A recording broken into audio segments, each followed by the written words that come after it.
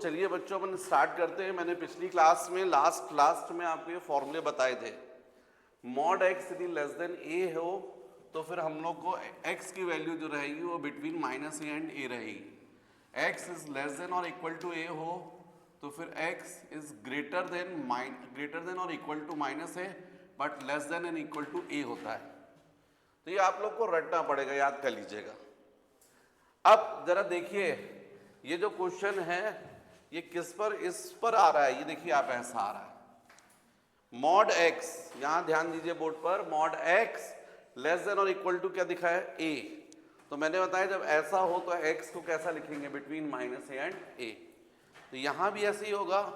इसको आप चाहो तो ऐसा लिख सकते हो 3x minus 2 is greater than और equal to of minus half less than और इक्वल टू ऑफ हाफ, जैसा वहां पर लिखा है माइनस ए और प्लस ए। अब इसको सॉल्व कर लीजिए।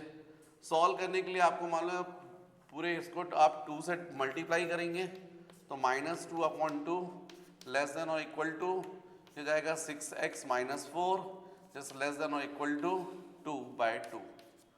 तो डेफिनेटली ये 2 कैंसिल हो जाएगा, यहाँ 2 कैंसिल हो जाएगा तो जाएगा -1 लेस देन और equal to 6x minus 4 is less than equal to of 1। अब आपको क्लियर है यहाँ पर x चाहिए तो दोनों साइड क्या कर दीजिए +4, सब जगह +4 कर दीजिए। तो -1 + 4 इज लेस देन और equal to 6x minus 4 + 4 is less than equal to 1 + 4। तो आपको क्लियर है -4 + 4 कैंसिल, ये कितना जाएगा 3 लेस देन और equal to 6x is less than और इक्वल टू 5। अब पूरे को आप 6 से डिवाइड कर दीजिए। 3/6 लेस देन और equal to 6x/6 is less than equal to 5/6। 6 cancel, यहाँ से 3 से कितना जाएगा ये 2।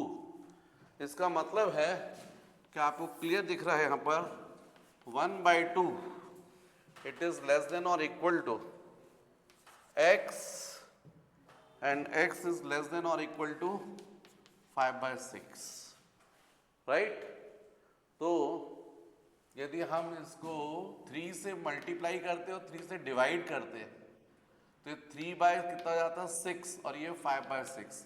इसका मतलब नंबर लाइन पर आप बात करें, आप समझ रहे हैं ना बात को। इसको अपन ऐसा कर सकते हैं 3 × 1/2/3 लेस देन और equal to x less than equal to 5/6।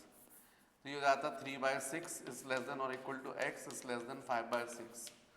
मतलब x बिलोंग्स टू लिमिट हो जाती 3/6 क्लोज इंटरवल और यहाँ जाता 5/6। नंबर लाइन पर जब आप शो करते तो आपको पता है 3/6 जो है वो पहले आता है और 5/6 बाद में। तो डेफिनेटली आपका जो आंसर होता है वो ये होता है, ये हो जाता 3/6 और ये हो जाता 5/6। 3/6 का मतलब 1/2।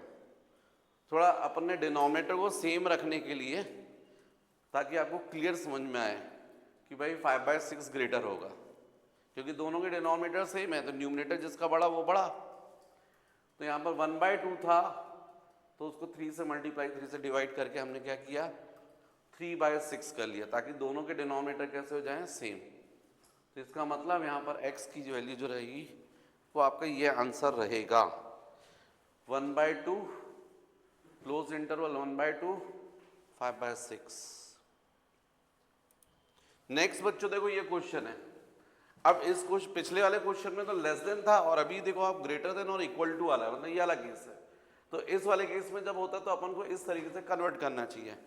मतलब अपन क्या करेंगे यहाँ पर x माइनस 2 क्या लिखेंगे ग्रेटर देन और इक्वल टू ऑफ 6, या फिर यही चीज क्या होगा और x minus 2 is less than और इक्वल टू ऑफ -6, ऐसा हो जाएगा, राइट। तो अब यदि इसके बेसिस पर सोचोगे तो सॉल्व करोगे तो x minus 2 plus 2 greater than और equal to 6 plus 2, -2 plus 2 cancel, तो x इज ग्रेटर देन और इक्वल टू 6 प्लस 2 8, राइट। और यहाँ के बेसिस पर सोचोगे और तो आपको दिख रहा है x minus 2 plus 2 less than और इक्वल टू -6 प्लस 2, तो ये जाएगा -2 प्लस x लेस देन और इक्वल टू ऑफ -4। मतलब यहां पर जो आ रहा है 8 से ग्रेटर कहां तक, इन्फिनिटी तक। तो x बिलोंग्स टू क्या बोलोगे आप 8 टू इन्फिनिटी, राइट। और यहां पर आप क्या बोलोगे, x belongs to minus less than -4 या इक्वल टू, तो डेफिनेटली ये जाएगा माइनस इन्फिनिटी। अच्छा, इन्फिनिटी जब रहता है तो क्लोज नहीं करते ना, ओपन, ये जाएगा -इन्फिनिटी टू 4, लेकिन ये क्लोज रहेगा, राइट। अब यदि आप नंबर लाइन पर भी देखें तो आपको समझ में आ रहा है, यहां पर नंबर लाइन पर 8 ये है, क्लोज है, और यहां से कहां जा रहा है, इन्फिनिटी। यहां पर ध्यान दें सेकंड वाले केस, तो ये 4 -4 तो ये -4 मतलब यहां पर ये 0 भी हो गया, 4 माइनस, ये सपोज 0 हो गया, यहां पर क्या जाएगा, -4 से इन्फिनिटी। आप देख रहे कोई भी कॉमन एक्स की वैल्यू नहीं आ रही है, मतलब या तो आप बोलेंगे नो सॉल्यूशन, या फिर यही आंसर क्या बोलेंगे, रिजल्टेंट आंसर क्या बोलेंगे, आंसर। तो आप बोलेंगे इसको -minus infinity to -4 close union 8 to infinity, sorry, right. तो देखो बच्चों, यहां पर जो दिए हुए mod x -1 is less than और इक्वल टू ऑफ 5, मतलब इस कंडीशन को, और सेकंड को देखो आप, वो इस कंडीशन को ग्रेटर देन इज, ये दोनों कंडीशन को फॉलो कर रहा है। तो मैंने आपको समझाया यहां पर, इसमें आप इसको लिख सकते हो -5 इज ग्रेटर देन और equal to of x -1 less than और इक्वल टू ऑफ 5, इसके बेसिस पर, राइट, ऐसा लिख सकते हो आप। और इसके बेसिस पर आप लिख सकते हो x इज ग्रेटर देन और इक्वल टू ऑफ 2 और x इज लेस देन और इक्वल टू ऑफ -2, राइट। अब यहां पर देखो आप, इसमें आपको क्लियर समझ में आ रहा है, -5 + 1 लेस देन और equal to -x + 1 less than और इक्वल टू ऑफ, राइट। यहां पर हो जाएगा 5 + 1, इसका मतलब ये कितना आ गया, -4 लेस देन और equal to x less than और इक्वल टू 6, मतलब यहां पर x जो है वो बिलोंग्स टू, आपको दिख रहा -4 to 6, जबकि आप यहां के बेसिस पर देखें तो x की वैल्यू 2 है, या फिर x की वैल्यू ग्रेटर देन 2 है। यहां पर यदि आप नंबर लाइन पर शो करें इसको, तो x जो है वो -4 और 6 क्लोज इंटरवल ये रहेगा, जबकि यहां पर आप देखें तो ये x की वैल्यू -2 टू -इन्फिनिटी, या फिर 2 टू इन्फिनिटी, ये हो रहा है।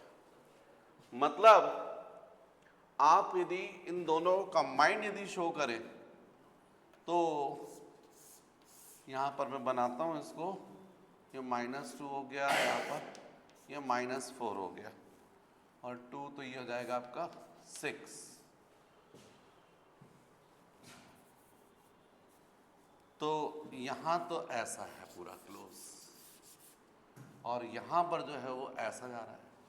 कॉमन में आप देखें तो पहले तो कॉमन आंसर आपको मिले ही नहीं, कॉमन सॉल्यूशन है ही नहीं, पर यहां भी बोलेंगे तो आपको यहीं से बोलना पड़ेगा ऐसा, और इसमें 6 के आगे, क्योंकि ये वैल्यू तो यहां नहीं है, तो इसलिए फाइनली आपका आंसर यही रहेगा कि x बिलोंग्स टू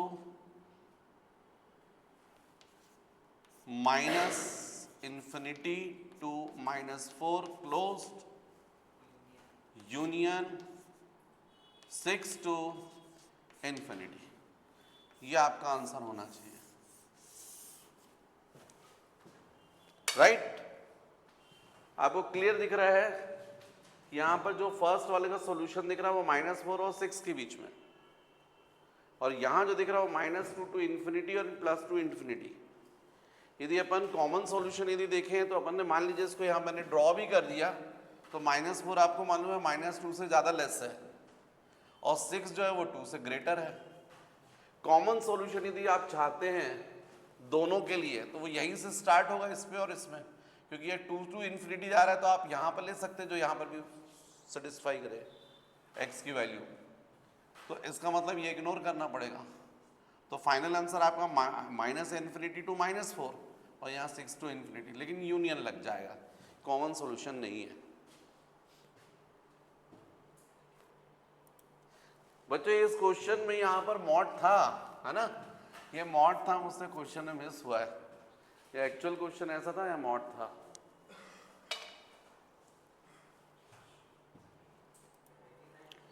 तो बच्चों नेक्स्ट क्वेश्चन है, वर्ड क्वेश्चन है, ध्यान से सुनिए।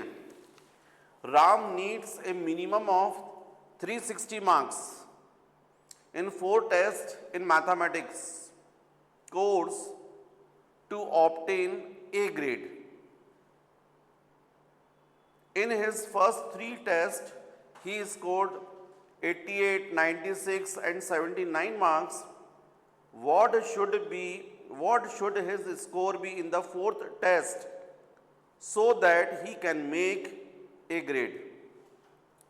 मतलब वो मैथमेटिक्स में यदि A ग्रेड लेना चाहता है ना, तो उसको मिनिमम मार्क्स कितने रिक्वायर्ड है? 360, और उसमें से क्वेश्चन में बोला गया है कि फर्स्ट 3 कोर्स में तो उसने फर्स्ट 3 टेस्ट में 88, 96 और 79 तो स्कोर कर लिए हैं।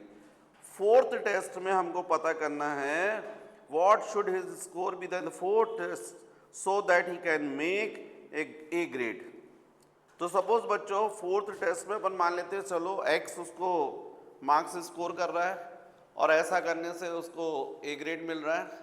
इसका मतलब ये हुआ कि फर्स्ट 3 टेस्ट में 88 प्लस नेक्स्ट होना चाहिए 96 प्लस नेक्स्ट होना चाहिए 79, ये दिए हुए हमको क्वेश्चन में 88, 96 और 79, ये तो फर्स्ट 3 टेस्ट में मिले हैं। 4th में हम अज्यूम कर रहे हैं x, सपोज x, यदि इन चारों का टोटल अपन कर दें ए ग्रेड के लिए तो डेफिनेटली इक्वल टू 360, कितना 360 बोला है शायद ना, हाँ 360 मार्क्स होना चाहिए।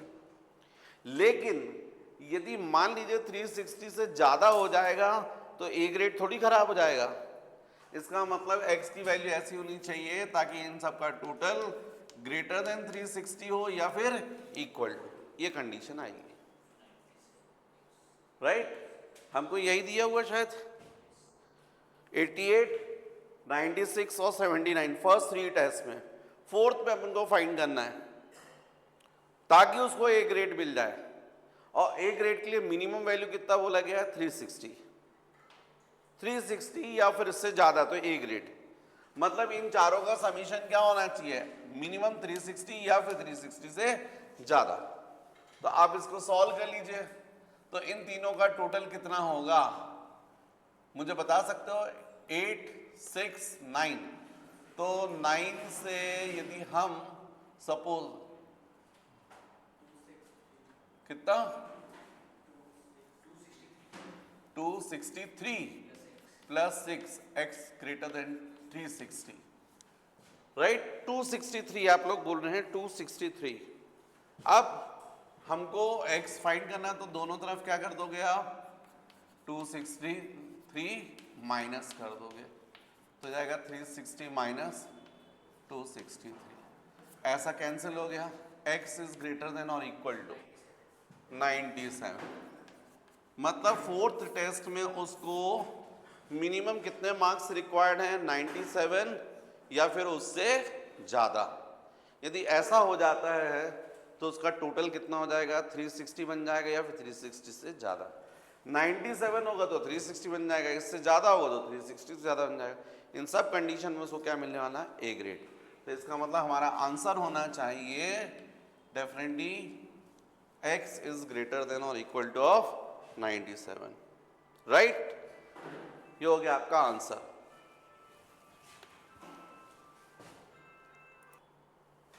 नेक्स्ट बच्चों, क्वेश्चन नंबर 2। हालांकि ये क्वेश्चन एनसीईआरटी का है। To receive grade A in course one must obtain an average of 90 marks, average of 90 marks or more in 5 examinations each of 100 marks. If Sunita's marks in first 4 examinations are 87, 92, 94 and 95, then find minimum marks that Sunita must obtain in 5th examinations to get grade A in the course. मतलब बच्चों जो different examinations हैं उसमें से उसको 87 marks मिल चुके हैं, next वाले में 92 मिल चुके हैं, नेक्स्ट वाले में 94 मिल रहे हैं, नेक्स्ट वाले में 95 मिल रहे हैं। अब बचता है 5th में, और उसको एवरेज ग्रेड ए के लिए जो एवरेज मार्क्स है वो 90 मार्क्स चाहिए। मतलब सपोज 5th में वो एक्स लेते हैं मार्क्स स्कोर कर रही है, और ऐसा करने से एवरेज मतलब ये सब एग्जाम जो है ना उनका एवरेज मतलब सबका समीशन डिवाइडेड बाय 5, ये कैसा होना चाहिए? ग्रेटर देन और इक्वल टू ऑफ 90%। 90% बोला गया क्वेश्चन में, 90 राइट, 90। ये क्वेश्चन एक बार फिर से सुनिए। To receive grade A in a course one must obtain an average of 90 marks, average कितना चाहिए? 90 or more in 5 examinations each of 100 marks. If Sunita's marks in first 4 examinations are 87, 92, 94, 95, then find minimum marks that Sunita must obtain in 5th examinations to get grade A in the course. तो बच्चों average marks required हैं 90, उसमें से first 4 में तो इतना score कर चुकी है, हमको एक्स की वैल्यू फाइंड करना है। तो हम क्या करेंगे, चारों मार्क्स मान लीजिए एक्स मार्क्स मिलते हैं 5th में, सबका समीशन डिवाइडेड बाय 5, ये क्या हो जाएगा? Average value. ये एवरेज वैल्यू कैसी होनी चाहिए? ग्रेटर देन 90 और इक्वल टू 90। अब आप इसको सॉल्व करना है, तो आप इनका सब समीशन करके देखिए कितना आ रहा है, और ये कितना हो रहा है बच्चों? 368 plus x by 5 greater than और इक्वल टू ऑफ 90। अब दोनों साइड क्या कर दीजिए? 5 से मल्टीप्लाई कर दीजिए। 5 into 368 plus x upon 5 is greater than और इक्वल टू 90 इंटू 5। तो यहाँ तो 5 क्या हो गया? कैंसिल। ये हो जाएगा 368 plus x is greater than और इक्वल टू, ये हो रहा 450। अब 368 plus x minus 368 is greater than और इक्वल टू 450 माइनस 368। अब ये कैंसिल हो गया, तो एक्स ग्रेटर देन और इक्वल टू 82। इसका मतलब है 5th एग्जाम में उसको मिनिमम मार्क्स कितने चाहिए? ए ग्रेड के लिए 82 या फिर उससे ज्यादा, तब जाकर उसको ग्रेड ए मिलेगा, राइट। नेक्स्ट क्वेश्चन बच्चों, नेक्स्ट क्वेश्चन है, जरा ध्यान से सुनिए। The sum of three consecutive integers must not be more than 12. What are the integers? मतलब हमको बोला गया है कि 3 consecutive integers हैं जिनका सम कैसा होना चाहिए? Not more than 12, 12 से ज़्यादा नहीं होना चाहिए। तो सपोज ये जो इंटीजर्स हैं वो हैं लीस्ट, सबसे मिनिमम वाला मान लीजिए x, तो नेक्स्ट कितना होगा? x प्लस 1, अगला इंटीजर क्या होगा? x प्लस 2, ये आप लोग जानते हैं। और इन तीनों का जो सम है वो कैसा होना चाहिए? लेस देन और इक्वल टू ऑफ 12, जैसा हमको क्वेश्चन में बोला गया है। भाई क्वेश्चन में बोला था सम of 3 consecutive integers must not be more than 12. What are the integers?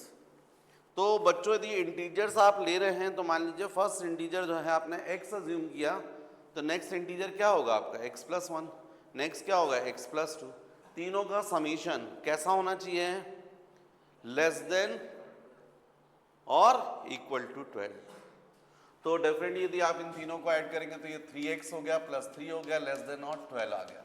मतलब ये 3x plus 3 minus 3 is less then 12 minus 3। अब ये प्लस 3 कैंसिल हो गया तो 3x इज लेस देन और इक्वल टू ऑफ 9 आ गया। इसका मतलब है 3x/3 इज लेस देन और इक्वल टू 9/3 कैंसिल हो गया, तो x इज लेस देन, ये 3 से 3 हो गया।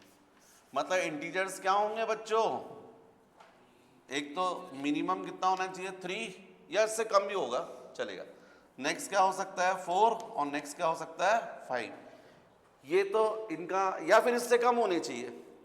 तो 3 4 5 का समीशन कितना हो रहा है 12 हो रहा है, या फिर 3 से कम तो मान लीजिए फॉर एग्जांपल 2 हुआ, तो 2 होगा तो नेक्स्ट क्या होगा 3 और नेक्स्ट क्या होगा 4, तो क्या इनका समीशन 12 बन रहा है क्या, नहीं। इसका मतलब आंसर क्या होगा 3 4 5, right.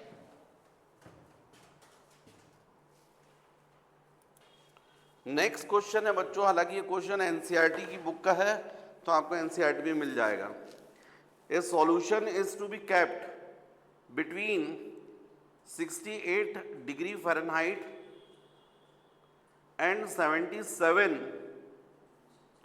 Degree Fahrenheit. What is the range of temperature in degree Celsius if the Celsius Fahrenheit conversion formula is, ये हमको गिवन है F is equal to 9/5C plus 32। यदि सेल्सियस स्केल को अपन फ़ारेनहाइट पर कन्वर्ट करते हैं या फ़ारेनहाइट टेम्परेचर को सेल्सियस स्केल पर, तो ये फॉर्मूला होता है, ये हमको बोला है। और क्वेश्चन में बोला है a solution is to be kept between 68 degree Fahrenheit and 77 degree Fahrenheit. मतलब जो सॉल्यूशन का टेम्परेचर है वो किसके बीच में बोला है 68 डिग्री फ़ारेनहाइट और दूसरा क्या बोला है 77। जो सॉल्यूशन है उसका टेम्परेचर जो है वो इस टेम्परेचर रेंज के बीच में, 68 से ज़्यादा और 77 से कम। फ़ारेनहाइट में हमको फाइंड करना है यही टेम्परेचर रेंज इन सेल्सियस। तो बच्चों एकदम सिंपल है, ये हमको गिवन है और ये भी गिवन है। तो 68 इज लेस देन, F की जगह आप सब्स्टिट्यूट कर सकते हो 9/5C plus 32 is less then 77। अब आप यदि चाहें तो 32 माइनस कर दीजिए, right. 68 minus 32 is less then 9/5C plus 32 minus 32 is less then 77 minus 32। तो डेफिनेटली कितना हो जाएगा 8 2 6 6 3 3 36 इज लेस देन, यहाँ पर 32 माइनस 32 कैंसिल, तो 9/5C is less then 77 minus 32 definitely 7 2 5 7 3 4 45, right. अब 5 से मल्टीप्लाई कर दीजिए, बल्कि 5/9 से, 5/9 इंटू 36 इज लेस देन, यहाँ भी 5/9 into 9/5C is less then 5/9 into 45। अब ये कितना जाएगा 9 से 4, यहाँ पर 9 9 कैंसिल 5 5 कैंसिल, और यहाँ से कितना जाएगा ये 5। इसका मतलब ये हो गया 20 is less then C is less then 25। मतलब जो टेम्परेचर हमको फ़ारेनहाइट में बोला था सॉल्यूशन का 68 और 77 के बीच में है, वही टेम्परेचर सेल्सियस में कैसा रहेगा बिटवीन 20 एंड 25, राइट। क्लियर। बच्चों नेक्स्ट क्वेश्चन एक और थोड़ा ध्यान से सुनिएगा, आप सुनेंगे उसके बाद फिर मैं समझाऊंगा तो आपको समझ में आ जाएगा। तो क्वेश्चन ये है कि a man wants to cut 3 lengths from a single piece of board, from a single piece of board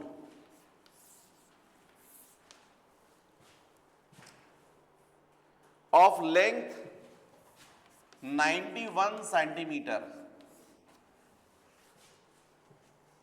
A man wants to cut 3 lengths from a single piece of board of length 91 centimeter.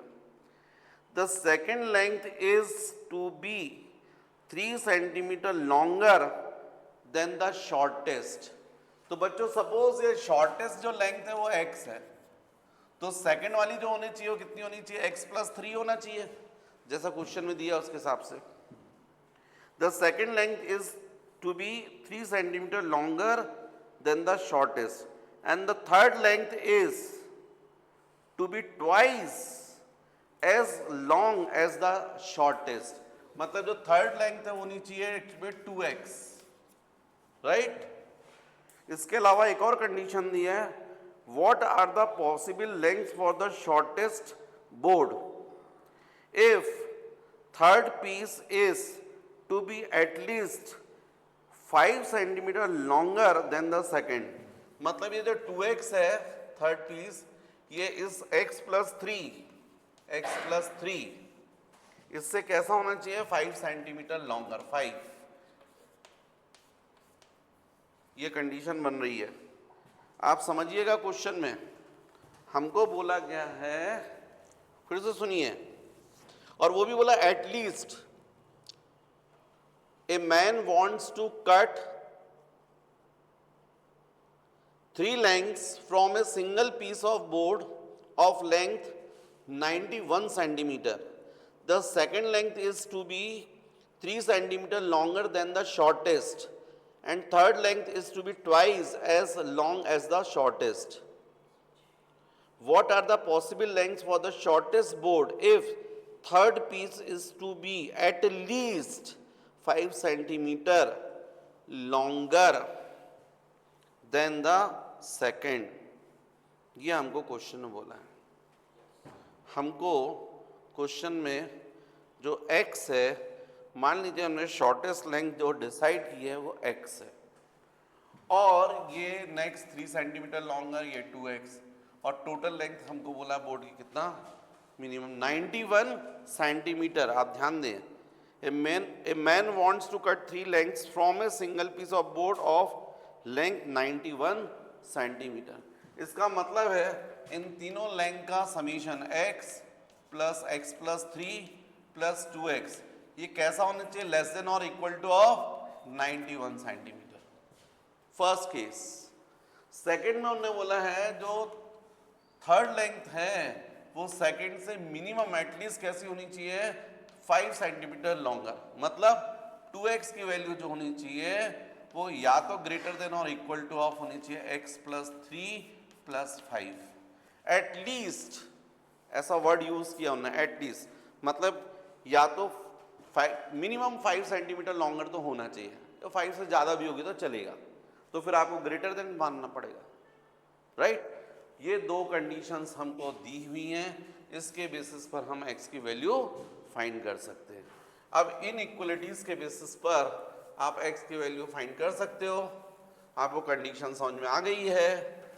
यदि हम यहाँ पर ये first condition ले लें इसको, और ये सेकंड, तो बाय 1 क्या होगा बोलो, x + 2x 4x हो जाएगा, +3 आ जाएगा, है ना भाई। फर्स्ट कंडीशन क्या है, x + 3 + 2x is less than और इक्वल टू ऑफ 91।